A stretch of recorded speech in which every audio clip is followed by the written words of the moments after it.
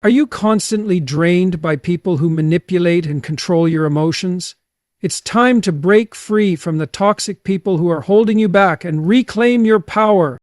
Staying in these relationships may be costing you your peace, your happiness, and even your future success. Every moment you tolerate manipulation, you're letting them steal your potential. So, how do you stop being controlled by others? How do you take back your life and start living on your terms? Let's dive into 7 powerful strategies to free yourself from the toxic people who manipulate you. You won't want to miss this. 1. Recognize the subtle patterns of manipulation. Toxic people don't always announce themselves with malice. They often operate through guilt, gaslighting, and subtle control. The first step to freedom is awareness. If something feels wrong, it usually is. In life, there are voices around you that don't scream, but they drip. They drip slowly, subtly, until your self-worth begins to erode. Toxic manipulation rarely shows up as an obvious threat. More often, it comes as a quiet suggestion that you're not enough, that your boundaries are selfish, that your voice should be small. And if you don't pay attention, you'll slowly be led away from yourself, step by step, excuse by excuse. Recognizing manipulation isn't about paranoia, it's about clarity. It's about learning to listen to your body, your discomfort, your unease in certain conversations. You feel drained every time you talk to them. You feel anxious before you even answer the phone. That's not coincidence. It's communication from your soul. Daily life gives you endless opportunities to become aware. Look at the people you speak to regularly. Do you feel lighter after your conversations or heavier? Do you feel respected or constantly explained away? Notice the pattern. Manipulation thrives in your blind spots. But once you see it, it loses its power. And here's the good news. You have the strength to bring that awareness into every interaction. It starts with asking questions. Am I being guilt-tripped? Are my needs being dismissed? When you start to ask those questions, you begin to build a wall between you and the emotional parasites who feed off your confusion. In your workplace, this means not allowing yourself to be taken advantage of under the guise of team spirit. In your relationships, it means no longer apologizing for expressing what you want and need. In your family, it may mean redefining what support really looks like and having the courage to say no more. Truth is the foundation of freedom. When you see manipulation for what it is, you speak truth into the situation, and that clarity is liberating. You're not a victim of someone else's tactics when you know what's going on. So today, start by listening, not to what people say, but to how it makes you feel. Your awareness is your armor. The moment you recognize manipulation for what it is, you've already started to free yourself from its grip. And that is a powerful, courageous place to live from. 2. You are not obligated to carry chaos. Order your own life. Toxic people thrive in disorder. If someone consistently brings drama, confusion, or emotional instability into your life, understand this: you are not morally bound to carry their burden. You have a right, a responsibility to set that chaos down. 3. Set boundaries like your life depends on it, because it does. A lack of boundaries invites manipulation. Say no. Say it clearly. Say it without apology. Speaking the truth is the antidote to tyranny, even interpersonal tyranny. Manipulators survive by convincing you that your guilt is evidence of your goodness. They twist your empathy like a weapon, using your own conscience to keep you silent. But here's the truth: feeling guilty doesn't always mean you've done something wrong. Sometimes it simply means you're being controlled. Every time you give in to keep the peace, when that peace only benefits the manipulator, you lose a little more of yourself. This is the subtle trap. You're led to believe that standing up for yourself is selfish, that drawing a boundary is cruel, that saying enough is unkind. But self-respect is not cruelty. In fact, it's the opposite. It's the foundation of every healthy relationship you'll ever have. So how do you break free? You start by learning to question the guilt itself. Ask, is this guilt justified or is it manufactured? Does this person truly care about me, or do they only care about what I can give them, how much I'll bend, how much I'll break? Apply this in your day-to-day life. Maybe it's the coworker who always jokes at your expense. You feel uncomfortable, but when you finally say something, they flip it on you. You're too sensitive. Or maybe it's a friend or partner who constantly reminds you of everything they've done for you just to keep you compliant.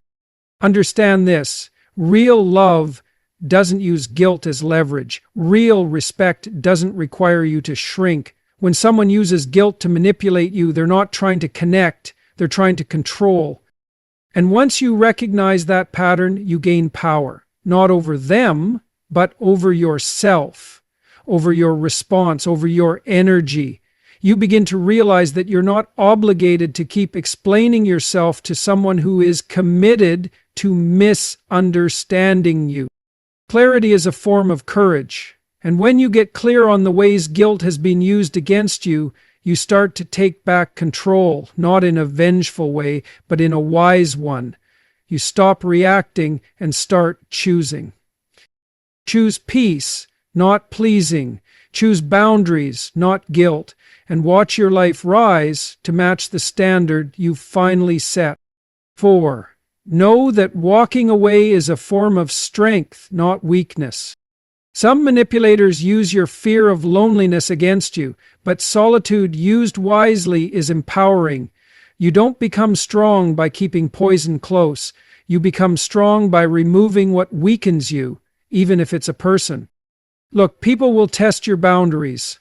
That's inevitable, especially manipulative people. The moment they sense you're unsure of yourself, they'll push. A little here, a little there, and if you don't stand firm, they'll take more, until you don't even recognize yourself anymore. That's why I always say, you must defend your dignity like it's sacred, because it is. Your integrity, your values, your truth, your self-respect, that's your anchor. It's what keeps you grounded when life gets turbulent. Toxic people thrive in chaos, in emotional fog, in guilt and self-doubt. But when you protect your integrity, when you draw the line and say no more, you cut through that fog like a blade. Now, I'm not saying this is easy. Sometimes protecting your integrity means walking away from people you love. Sometimes it means saying no when you're terrified of disappointing someone. Sometimes it means choosing the harder road, the lonelier path, because you refuse to betray yourself. But let me tell you something, it's worth it. Every time you choose your integrity over comfort, over manipulation, over false peace, you become stronger, more solid, more real. You apply this in your daily life by being honest in the small moments. When someone tries to guilt you into something that feels wrong, you pause and you say, "That doesn't sit right with me." When someone talks behind others' backs and expects you to join in, you stay silent or walk away. When a friend or partner disrespects your time or your values, you don't brush it off, you bring it up. Calmly and clearly. Protecting your integrity doesn't mean being harsh. It means being unwavering. It means deciding that you will not be moved by manipulation, by fear, or by pressure. And the moment you make that decision, people start to notice. They begin to treat you differently. Because when you respect yourself, you teach others to do the same. Remember this, every time you choose integrity, you reinforce your identity, you clarify who you are. And over time, that identity becomes a fortress, one that no manipulator can break into. That's real strength, and it starts with one word, no. 5. Heal the part of you that accepts manipulation. This is where true growth begins. Why did you let them treat you that way? What wound were they speaking to? Face it, heal it. That's the work of transformation. Confront the dragon voluntarily, and it becomes gold. I've seen it happen too often. People get so caught up in helping others that they forget to take care of themselves. It's easy to get lost in the demands of others, whether it's family, friends, or colleagues. But here's the truth. You cannot pour from an empty cup. If you don't take the time to nurture yourself, you'll have nothing left to offer anyone. Elevating others without losing yourself requires balance. It's about being a force of good in the world while also protecting your own well-being. You don't have to be selfish to be strong. In fact, by taking care of yourself, by setting clear boundaries, taking time for your needs, and investing in your growth, you become more capable of helping others. You're better equipped emotionally and physically to lift others up because you've first prioritized your own health, your mind, and your soul. This doesn't mean neglecting the people around you or turning inward to the point of isolation. It means creating a sustainable way to be present for others without sacrificing your own peace. Think about it like this: if you don't have your health, your energy, or your clarity, you won't be able to show up for anyone else when they need you most. Start small. Each day, carve out moments where you focus on yourself. That might mean taking a walk to clear your head, sitting in silence to reflect, or making time to read a book that nourishes your mind.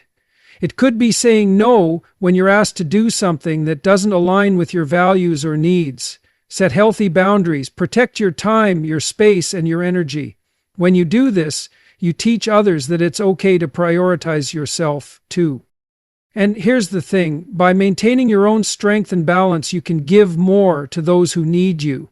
Whether you're supporting a friend, caring for your family, or giving your time to a cause, you do it with more purpose, more intention, and more love. You can give generously without depleting yourself.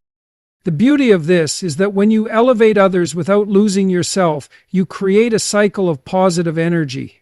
Your strength inspires them to be strong too, and they begin to elevate others in turn.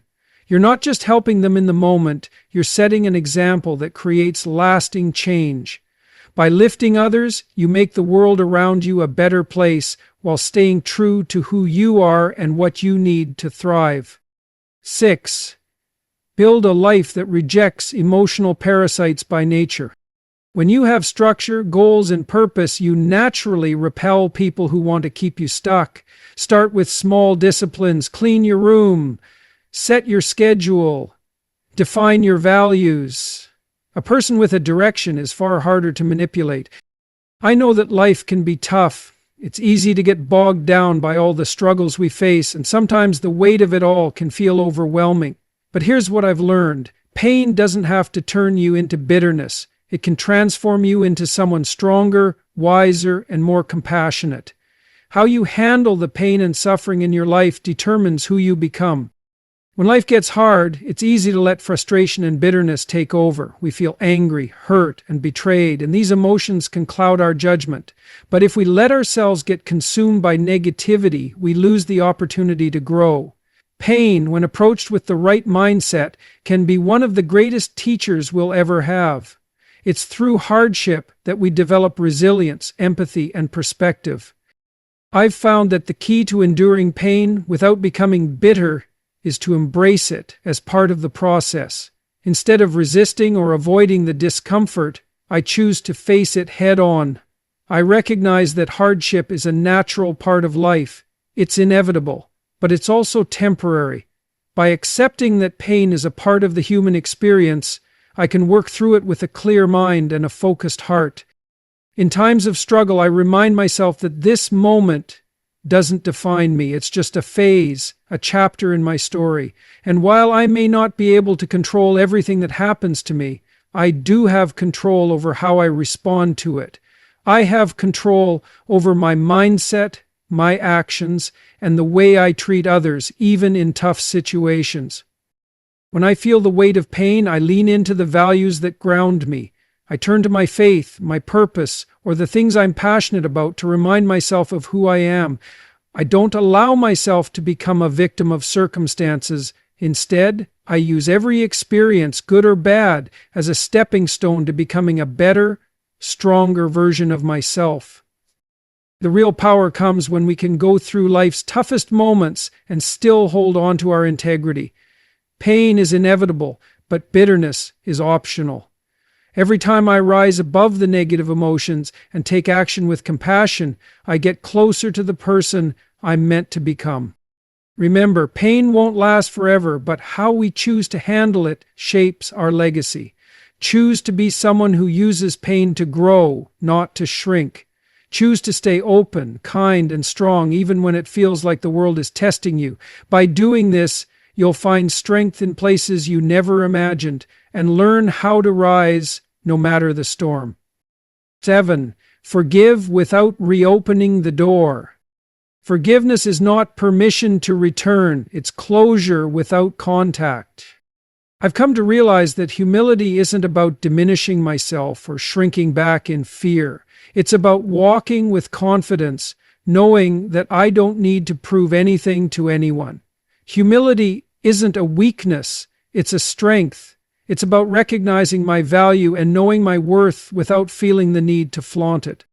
When I walk with humility, I embrace who I am, flaws and all, and I don't need to seek validation from others. I'm comfortable in my own skin, and I trust that the right people will recognize my value without me having to demand it. This sense of peace and self-assurance allows me to live life fully without constantly comparing myself to others or trying to be something I'm not. But humility doesn't mean I shy away from challenges or hide my capabilities. It doesn't mean I shrink back from opportunities to step up and lead. In fact, humility often gives me the courage to take risks and embrace opportunities, knowing that I don't have to have all the answers or be perfect. It's the understanding that I can grow, learn, and improve while still being grounded and aware of my limitations. I also recognize that walking with humility means I don't let fear hold me back. When I have the humility to accept that I'm not always in control, I stop fearing failure. I stop fearing judgment. I accept that mistakes are a part of growth and that in those moments I can learn and become better. It's about acknowledging my humanity and embracing it, knowing that I don't have to be flawless to succeed. Humility allows me to focus on the bigger picture. It helps me stay grounded in my purpose and keeps me from getting caught up in the noise and distractions of life. It reminds me that my value isn't determined by my accomplishments or the opinions of others. I find strength in knowing that I am enough, just as I am. Humility also brings me closer to others. When I walk humbly, I leave room for others to shine as well. I'm not threatened by the success of others, I celebrate it. I recognize that we all have unique strengths and gifts, and in lifting others up, I grow too. I've learned that humility doesn't mean hiding my light. It means letting it shine authentically, without arrogance or fear. And when I walk through life with this kind of humility, I don't need to fear the unknown because I know that I can face anything with confidence and grace. Humility gives me the freedom to be my best self without trying to be someone else. And that is truly empowering. To sum it up, freeing yourself from toxic people starts with setting boundaries, being unapologetically yourself, and choosing your peace over their chaos. Remember, you are worthy of relationships that uplift you, not drag you down. So, how do you stop being manipulated? You take back your power, step by step. By recognizing your worth and refusing to let others control you, you start reclaiming your freedom.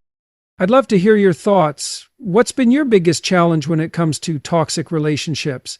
Drop a comment below and share your experience. Let's support each other on this journey. Want to learn more about how to break free and build the life you deserve? Click on the video popping up on your screen right now, where we dive deeper into personal growth and self-empowerment. You won't want to miss it. See you there.